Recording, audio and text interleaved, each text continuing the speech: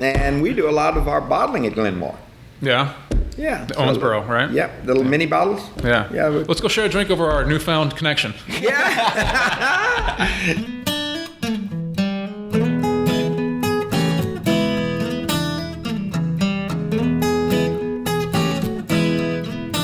Hey everyone, we'll be doing our July giveaway next week.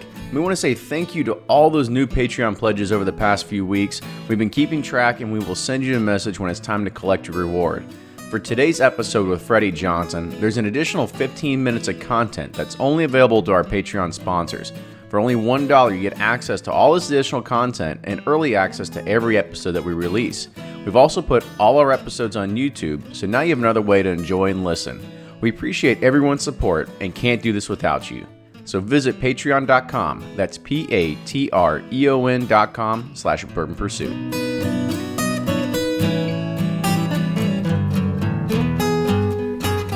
Welcome back to the episode of the Bourbon Pursuit podcast.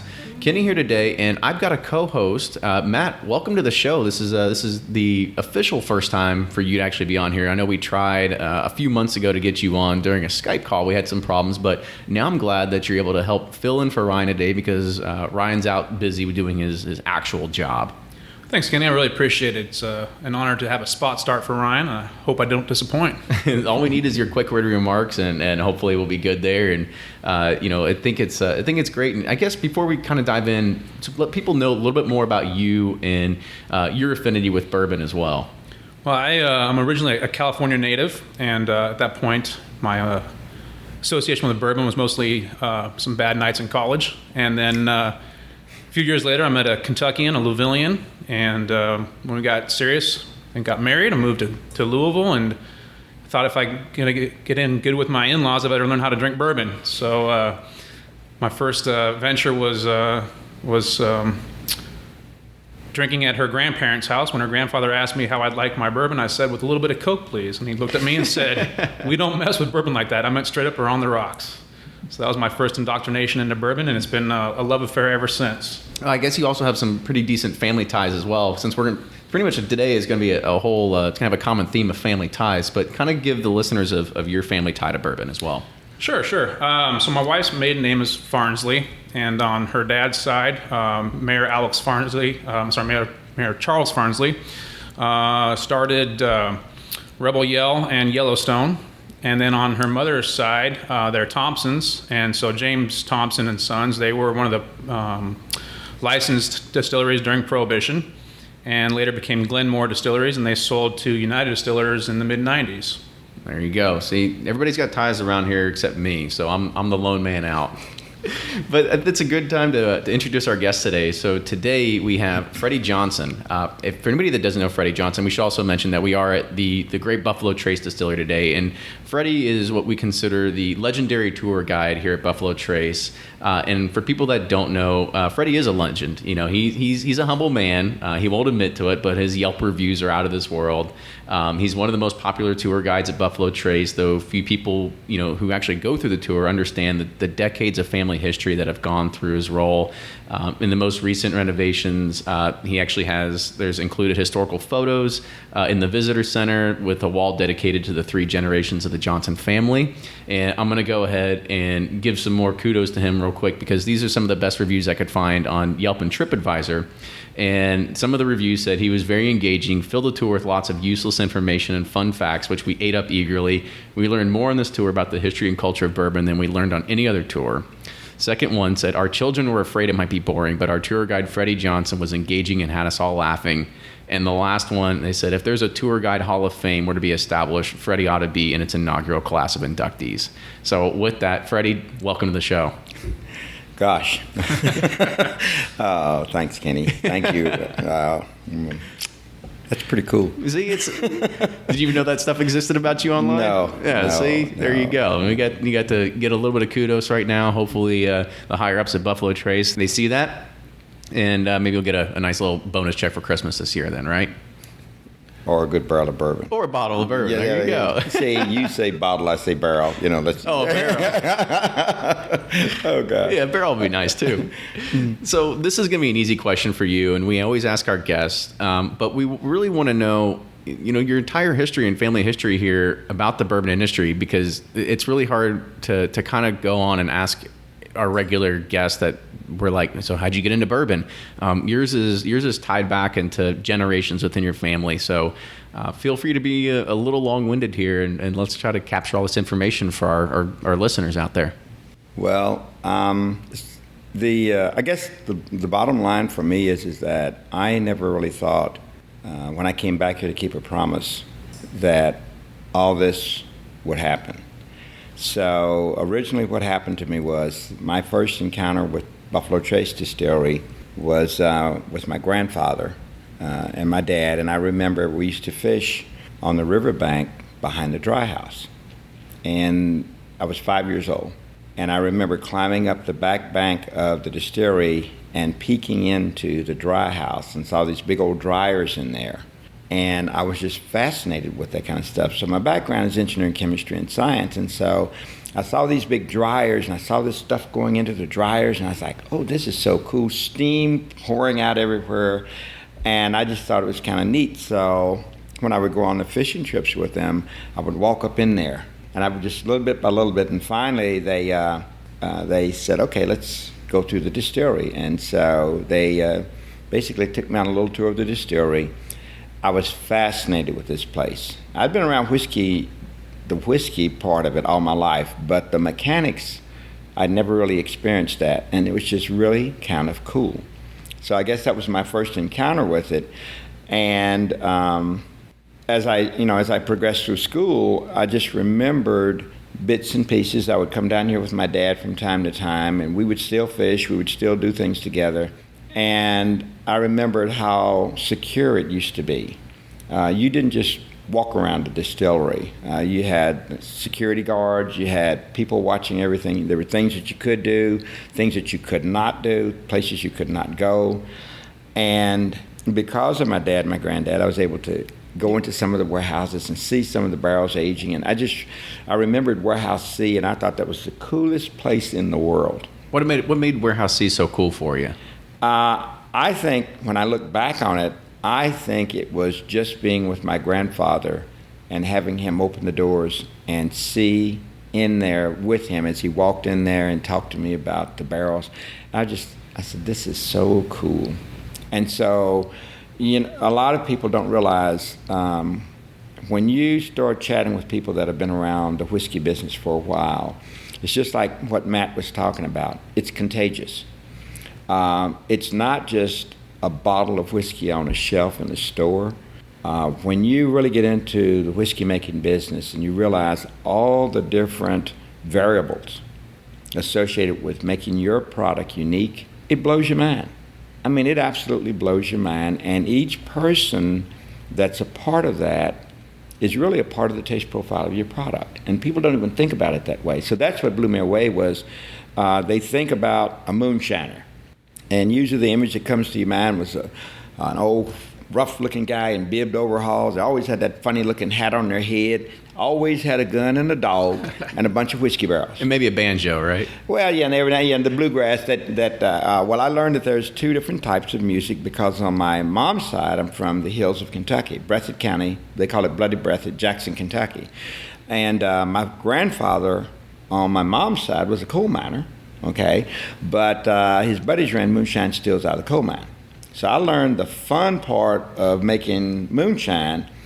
And on my granddad's side and my dad's side, it was the official way or the proper way of making basically moonshine that gets converted to bourbon or whiskey. The longer process, yeah. Right?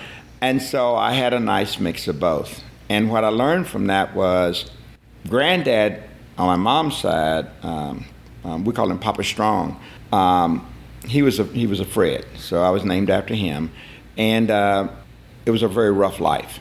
On my dad's side and my granddad's side, working here at this distillery, they were the ones that were dressed and had a proper attire that you came to work in, had certain things that you did, and it was just an entirely different structure. And so I learned that the bourbon industry was a disciplined industry.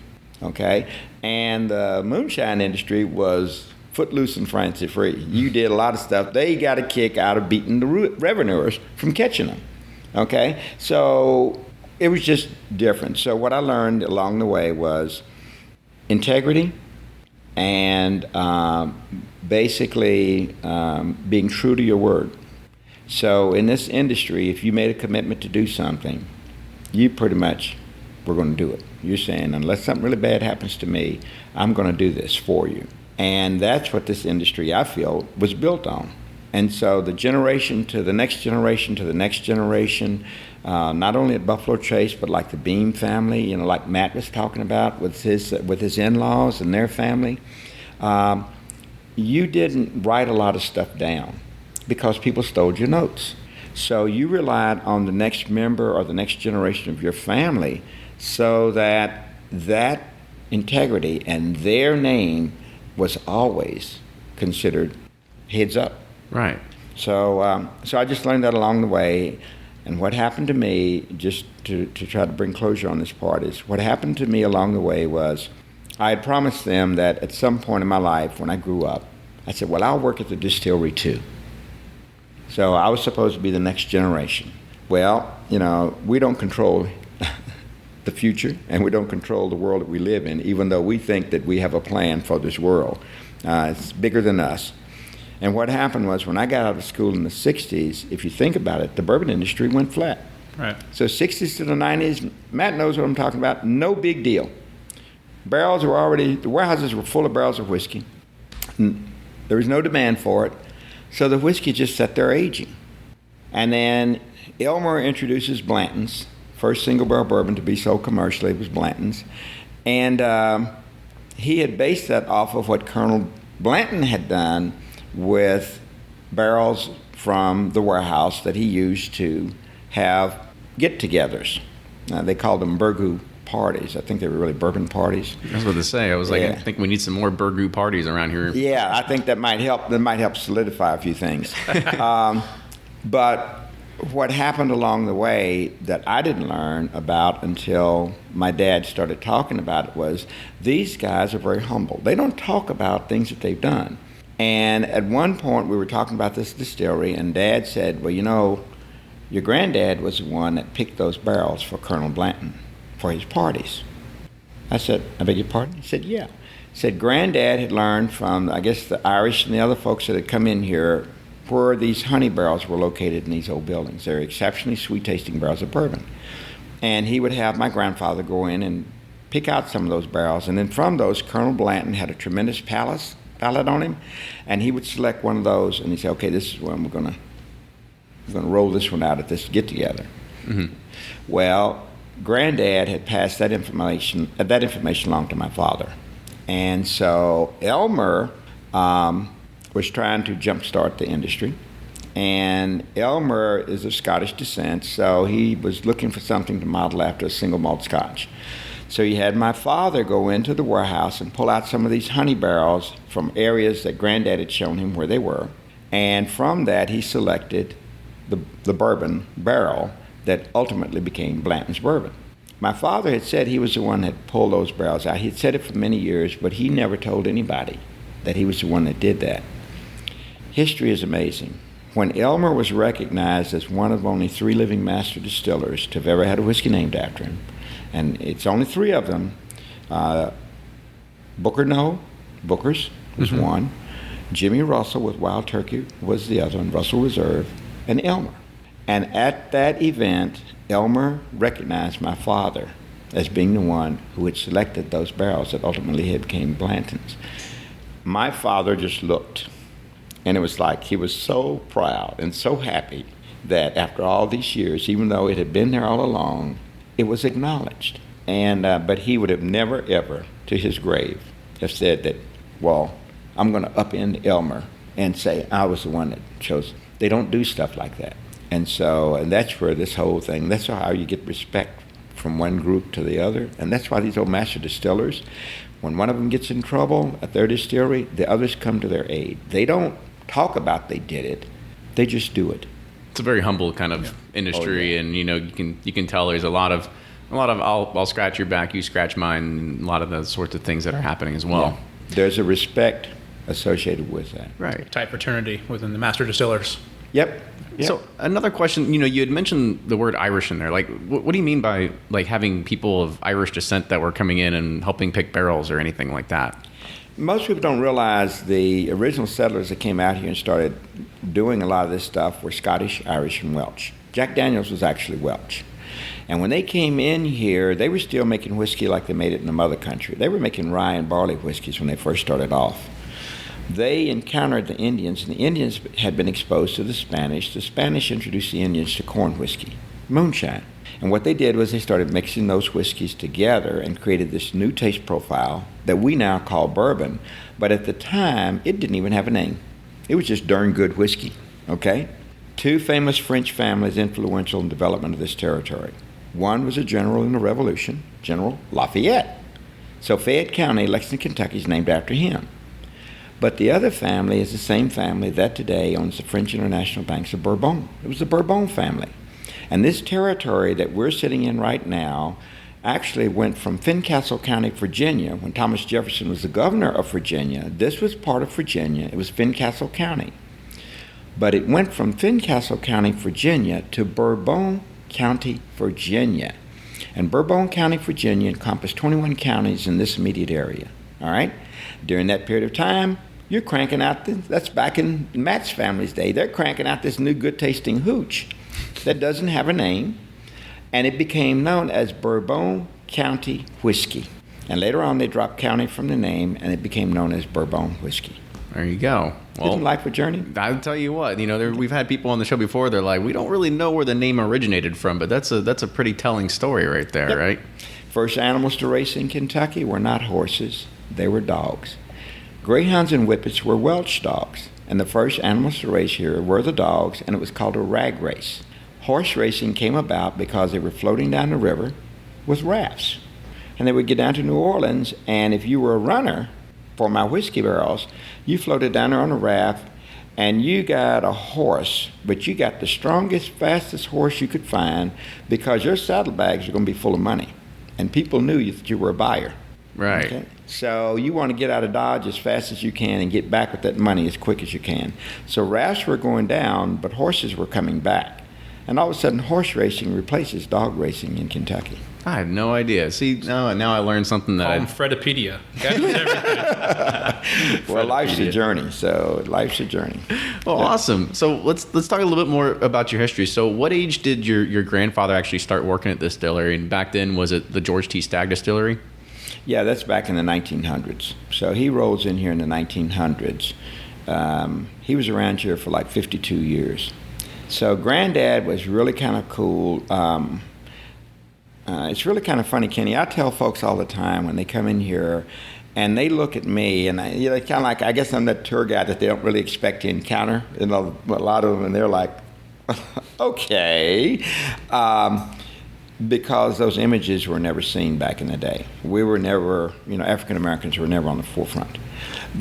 What I tell folks when some of them come in, they start talking to me, I said, well, history can be baggage or it can be an enhancer. And depending upon how you deal with it, that determines how you're going to address and greet and meet the people that you're about to encounter. So what actually happened around here was there were a couple of plantations. And one of the plantations was Colonel West was the plantation owner, and he had two plantations. One was in Virginia, as we know it today, but the other plantation was downstream from this distillery. And he fathered a couple of kids, by his cook. And that's how my family came to be in this area, on my granddad's side. When slavery was abolished, what they did was he wanted the cook to go back to Virginia with him. They were still a pair. And the agreement was, I will do this with you if you provide land for the kids so that they can be self-sustaining. So they wouldn't be dependent on anyone. So that's how the land grant came about. And my grandfather looked like a seasoned Irish Italian, the old Italians with that leathered skin and the pretty silver. I remember he was a cool dude. All right. Anyway, and I'll grant you one wish, right? and so I was amazed at how he looked and how his skin had weathered and looked like a really nice leather or something like that, but he didn't look like a traditional African American slave.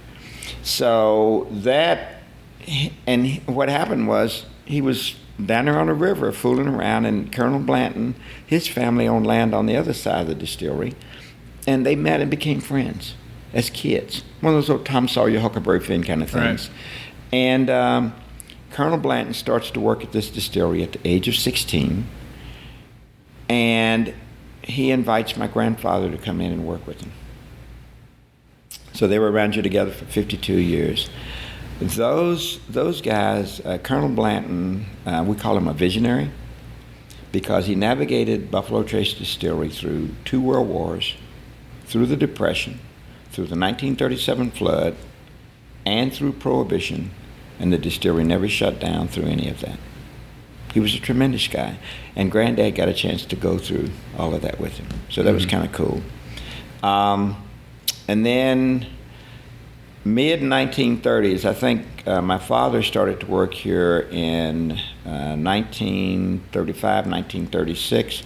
He claims that he was probably the reason that the flood came in 1937. Just bad timing all around. Bad timing. So he comes in 1937, and 1936, Dad comes in, and during that period of time,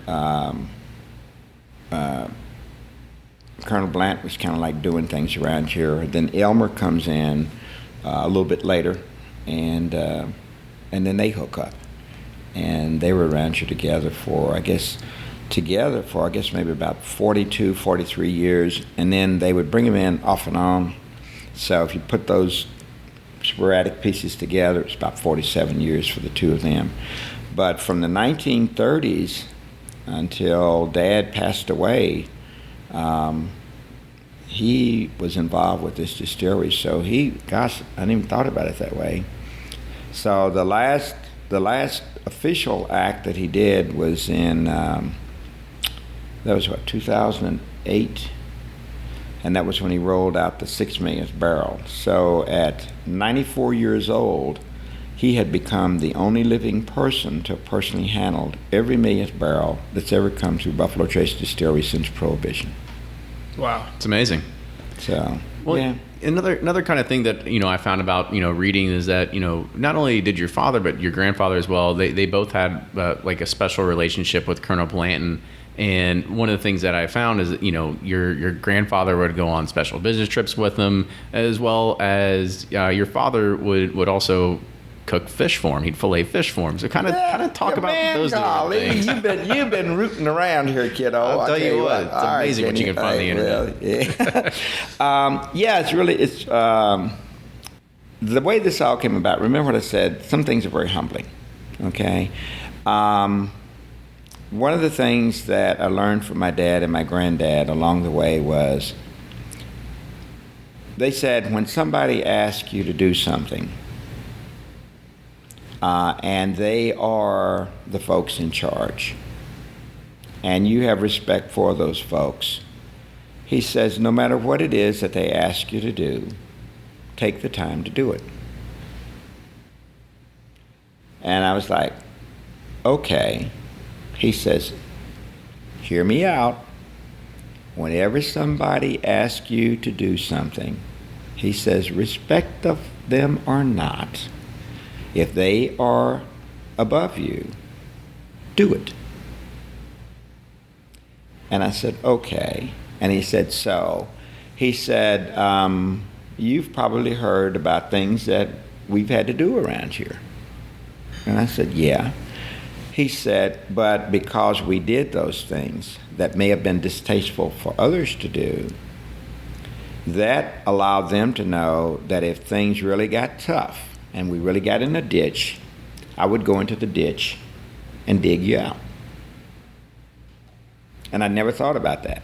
So the filleting of the fish and all these things that he had granddad and dad doing and things like that, it was like Colonel Blanton was really a master chef. People didn't realize it. He was a botanist. They've got an herb garden and all that they're redoing up on the side of the hill. His wife had made a comment one time. She said, "I would rather cook for 100 people than clean up the mess that Colonel Blanton makes in the kitchen." So, but what we learned from all that is he was entertaining some people. He had a reason for doing this. And my father had a way of filleting fish that you could do bass and crappie a certain way, and basically it just opens up. Not a bone to be had, and they're just really nice pieces of fish that would just fall right off the bone. And Colonel Blanton knew how to cook it when Dad would fillet it a certain way. Well, a lot of the other workers would make fun of him. Well, you got to go up there and clean them chickens. You got to go up there, and he was doing chickens, and Colonel Blanton had some other things he was doing. But you're going up there and you're cleaning the chicken coops, you're cleaning the fish, you're doing all this other stuff. And they made it sound like it was demeaning to have to do this stuff. And Dad said, "That's okay." And every now and then the Colonel would slip him a piece of that fish, and it kind of and we got to eat that, so it's kind of cool. There you go. Because Dad was looking out for our family. Okay, he knew that as long as he did these things, he would always have a job. So so you learn a little bit about why you do things the way that you do them. So that's really what I learned from my dad and my granddad about this is going into the warehouse and patching those barrels. It's a messy job. Back when they were doing it, you were climbing around those old barrels. You were having to use this pieces of burlap and stuff like that to tighten them up. You had to do them a certain way, and because of this, leak hunting and leak stopping is a skill. I think currently we're one of the few major distilleries that still has a team of leak hunters and leak stoppers. All right, and they basically go through and inspect the barrels twice a year. Okay, but when you're aging older whiskeys, you have to have someone do that, because periodically those barrels will develop a leak. And if you've been paying tax on your whiskey for 15 or 20 years, the last thing you need to do is open up an empty barrel. So those are some of the jobs and things that these Irish knew about. And how do you fix these barrels, and what do you do with these barrels, and how do you position the barrels a certain way so that the bung doesn't blow out of the barrel? So that's what Bungs Up is all about. And that's what the barrel rolling contest is about. People think that it's a contest to see who can roll the barrels around the course the fastest. It's really a technique that you use to put your barrels into the warehouse for extended aging. See, I'm learning more and more stuff by the minute over here. How do you stop the leaks without having to change out a whole barrel? Well, if it's me, personally, I have a unique way of doing that. I just usually try to just put my thumb over it and let it release the pressure every now and then, Get a straw. Yeah. But it's basically it's a one-time affair, because you're going to get soused when you try to do that and drink the whole whiskey out of that barrel. No, the real way of doing it is they use they're little cedar shims and pegs, and what you do is you basically use, it looks like an Allen wrench or basically like a flathead screwdriver with a little Phillips head, depending upon whether you're going to use the shim or the peg. And you don't really tap all the way in through the wood. You only go in part of the way. And then what you do is you take that cedar shim or peg and you just start pounding on it with this little hammer. And you do that, and what it does is it splits the grain of the wood. Remember, the hoops are not attached to the wood. And by splitting the grain of the wood on the upper part of the barrel, it will pinch it down in the lower part where the barrel is leaking. The art is knowing where to make that little notch up above, because if you do it incorrectly, the barrel will actually leak worse. So it is a skill. It really is a skill. Yeah, it's pretty cool. So Cooper in early European days didn't mean barrel maker. Everybody hangs their hat on cooperage plants and barrel making. But Cooper in early European days meant a worker of wood. They were actually carpenters and cabinet makers and furniture makers, and that's why the heads of the old whiskey barrels were made with dials, like you do furniture. Okay? I'm learning, man. All right? Yeah. And it also helps you to understand why, remember, then they were workers of wood. It helps you to understand why the barrels were always made out of white oak. And the wooden structures, those old warehouses, their pole barns, their fences, and their stalls was always made out of red oak. The reason, red oak leaks like a sieve, but it is the last choice wood of termites and insects. And when livestock bite into it, it's bitter to the taste. So they leave their fences and stalls alone, and the pole barns remain intact. Remember, they didn't have Orkin and Terminix and pressure-treated wood back in the day. So the settlers had learned all this. And white oak has a special property called telosis. They're little bars that run crossways of the grain, and it actually blocks alcohol molecules from passing straight through the wood. So when whiskey is aging in a barrel and the pressure builds like a 2-liter soda bottle when it gets hot, those molecules expanding build so much pressure up inside that barrel, it pushes the whiskey out through the char into the fibers of the oak wood itself. And when it gets out there, because the water molecules are smaller, the water gets pushed out into the air. And that's your angel share. It's a water vapor. Now, it still smells pretty darn good, but okay? But what actually happens is because the alcohol molecules are larger, they get trapped in the fibers of the wood, and it gives the alcohol molecule a chance to break down the saps and rosins in the fibers of the wood. So when the barometric pressure changes or the temperature cools down, it actually creates a vacuum inside the barrel, and it pulls the whiskey back the other way. They're called cycles. So depending upon where the barrel sits in the warehouse and the temperature variation or the pressure variations, that determines the frequency and the amount of loss that you will lose in the whiskey coming out of that barrel. So you lose about 3 to 4% each year, but you lose 10% the first year. Right. So interesting. So kind of going back to the family piece. So your father and your grandfather, they did some of these oddball tasks for the distillers. Has the family tradition been kept alive? Is Harlan making you go to Kroger and pick up Red Form or anything like that every once in a while? No. Harlan's got his own little secret stash of yeast, and so around here, I mean, we still have tasks and things that we have to do.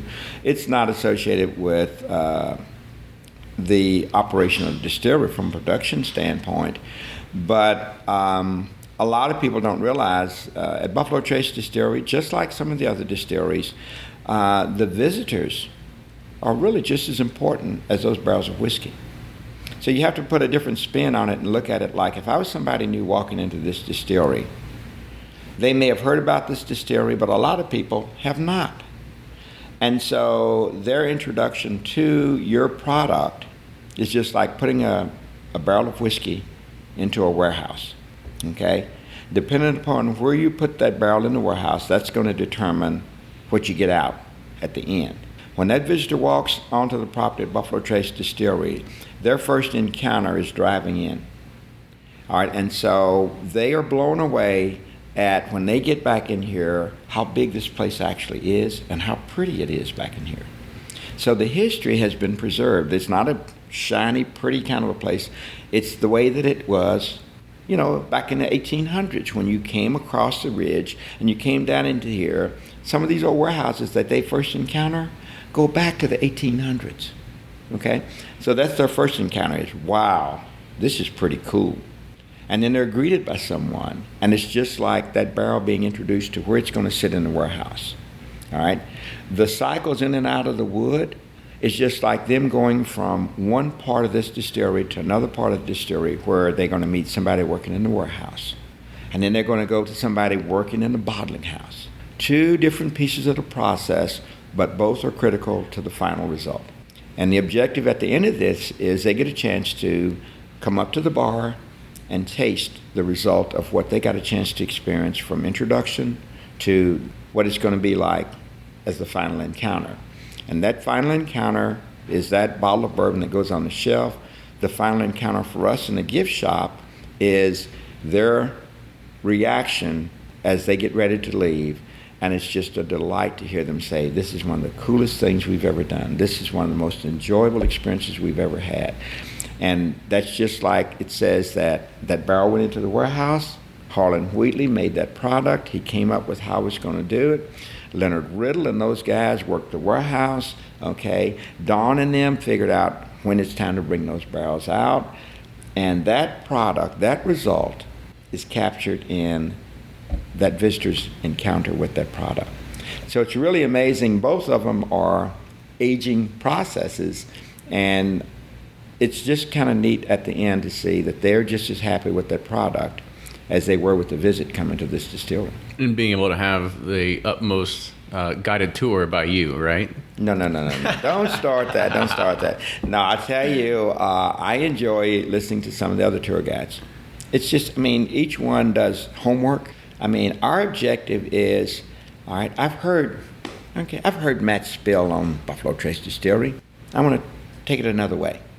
So one of the guys here is he's retired from Kentucky State Police. He was in the CSI lab. Oh, wow. So he's a chemist, really a chemist. So when somebody starts throwing out chemical formulas and hypothetical, we go over, hey, Jeff, what do you think? and he goes to give us the real lowdown. One of the other guys that recently retired from here, his health got him down. He was with the Division of Forestry. We learned a ton about oak and different types of oak and species of oak, countries of origin of oak. The only stipulation for bourbon is it's got to be white oak, period. Nothing about all these other things that go into the flavors in white oak. Okay, so they're up to over, I think, about 300 flavors that you can get out of white oak, depending upon country of origin and what grew around the base of the tree. Well, what's interesting is, I mean, at least one thing in my industry is that if you're the smartest person in the room, then you need to get a new job. So it seems like you have the variable about it. You get information from a lot of different people here that it all kind of just all consumes, and you kind of just grab a lot of tidbits that you can share, that anybody can really share on each one of the tours then. Absolutely. And the cool part about that, Kenny, is that what we tell folks, we have some folks that are really, really into bourbon. And what we tell them a lot of times is that if you ask us something, it's not like stump the tour guide, which some of them try to do. So, we are allowed to say, I don't know. But before you leave, we'll try to hook up with somebody that will give you that answer. And it's not just about whiskey. Sometimes it's about their history, about their family. We just had the funniest thing that happened yesterday. This lady came in with her family, and she looked just like our public relations person. And we were like, oh, wow, this is really, really neat. So we were telling her that she looked just like, our public relations director, and this lady was like, oh, yeah. So we called, her name's Amy Prescott, so we called Amy up on the phone and said, Amy, this is crazy. I said, but do you have a moment? I said, there's a lady down here that looks like your twin. And we found out that this lady's father was associated with Barton. And he used to do the graphics and the billboards and the signs, and he was talking about one of his up around the Chicago area, still up there today. And so we were talking about this, and so Amy comes down. Those folks could not believe that someone in another capacity would stop what they were doing and come down and spend time and chat and talk to them, and they found out a lot of cool stuff. And it's just, I think that's what makes Buffalo Trace special. Oh, I thought you were getting ready to tell us they were actually filming an undercover boss. Yeah, I thought. Yeah. No, believe it or not, actually, we got some pictures, and they look like sisters. They really look a lot alike. And so, but for those folks, just like that honey barrel, so that's a good way of looking at it, Matt. That was a honey barrel. For those folks, and what they experienced is just like getting an exceptional bottle of bourbon. And every time they reach for a bottle of bourbon that's associated with our distillery, that moment, that memory, that experience will become part of the taste profile of that product, because it just brings back real good feelings. Well, how about it? It all comes full circle. Yep. I just, you've obviously been at this a long time. What keeps you going? I mean, you seem to love your job. You're great interacting with people. At the end of the day, how do you know it's been a successful day to you? I mean, you're still learning new things. Still learning. I had a chance to do a couple of events with Lincoln Henderson, with Fred No and Jimmy Russell, Elmer, all these old guys. And one of the things I learned along the way is the more these folks know, the quieter they become. And so what I learned is sometimes if you just listen and let other people ask questions, I'm still assembling stuff. I'm still having aha moments. And you would think that being around here all my life, that, yep, it's all pretty cool. I can go have lunch with Gary Gayhart, who was the master distiller before Harlan, and he'll say, let's go back to the old plant again. And he'll say, see that? See that? Yep. And he'd pick on that little old, on the gate. Yep, it's still fluctuating a little bit there. Yep, it's always supposed to be between so-and-so and so-and-so. And I said, well, Gary, why is that? He says, well, that's where you want to be with that one. And I'm like, okay. And what he does is he then walks me down to what ultimately that would result in the taste profile of your product. Who knows? And it's only when you just keep getting these aha moments. And so it allows you can come back and take another tour, 6 months from now, and I will stumble upon something else. We just stumbled upon some old plates from one of the old original column stills. Well, when I went back and looked at that, I was trying to understand the difference between column stills and pot stills, just real quick. I discovered that, remember, Scottish and Irish and Welsh, right? Well, pot stills were the traditional way of making whiskey. Column stills and bagpipes were both created by the Irish, not the Scotch, and the proper name for a column still is a coffee still, named after the Irishman who invented it, Coffey. People like... Taking it back a little bit. Yeah, and we said that we think that maybe that has something to do with why whiskey is spelled two different ways. Yeah. Scottish way, Drop the E, keep the K-Y, coffee, E-Y, K-E-Y. We think maybe that's the Irish and Scottish way of making. We don't know, but it's like just crazy things like that make it fun when you talk about things in whiskey when you're on tours. Well, maybe you need to write a book and they can put it in the gift shop of all the theories by Freddie Johnson, right?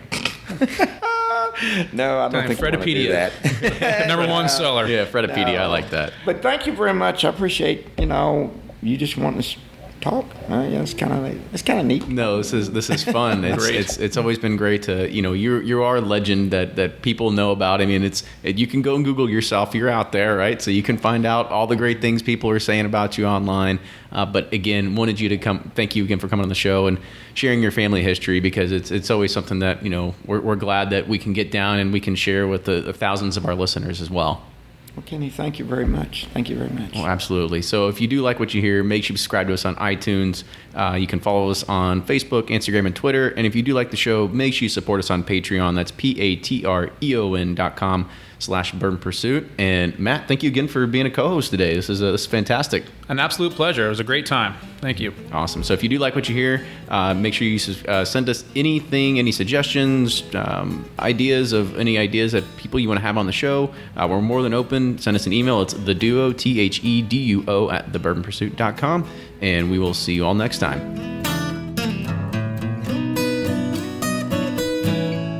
This podcast of Bourbon Pursuit is in partnership with thewhiskeywash.com, a lifestyle website for news and reviews for people who like whiskey, and for those who think a life without whiskey has no style. Thewhiskeywash.com.